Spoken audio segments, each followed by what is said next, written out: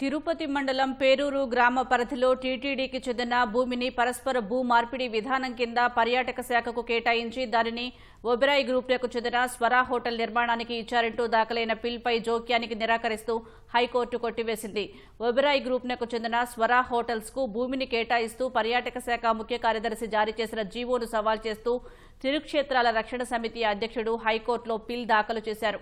ఎంతో విలువైన టీటీడీకి చెందిన భూమిని పరస్పర భూ మార్పిడి విధానంలో తక్కువ విలువ ఉన్న పర్యాటక శాఖకు అప్పగించారని సీనియర్ న్యాయవాది కేఎస్ మూర్తి వాదనలు వినిపించారు.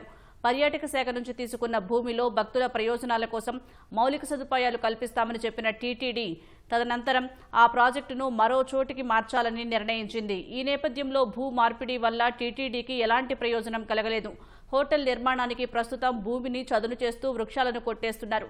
ఈ ప్రక్రియను నిలువరించాలని సీనియర్ న్యాయవాది కేఎస్ మూర్తి కోరారు. టీటీడీ ప్రభుత్వం తరపున ఏజీ దమ్మలపాటి శ్రీనివాస్ వాదనలు వినిపించారు. పర్యాటక శాఖ టీటీడీ పరస్పరం మార్పిడి చేసుకున్న భూములు రహదారికి ఇరువైపులా ఉన్నాయి. సబ్ రిజిస్ట్రార్ కార్యాలయంలో ఆ భూముల విలువ వేరుగా ఉంటుంది. అంతే తప్ప రెండు భూముల విలువ ఒకటే. మౌలిక సదుపాయాల కల్పనలో భాగంగా పర్యాటక శాఖ ఆ భూమిని ఒబెరాయ్ గ్రూప్నకు కేటాయించింది. ఇరువైపు వాదనలు విన్న ధర్మాసనం పిల్లు కొట్టేసింది. టీటీడీ పర్యాటక శాఖ మధ్య జరిగిన భూ మార్పిడి ఒప్పందాన్ని రద్దు చేయలేమని స్పష్టం చేసింది.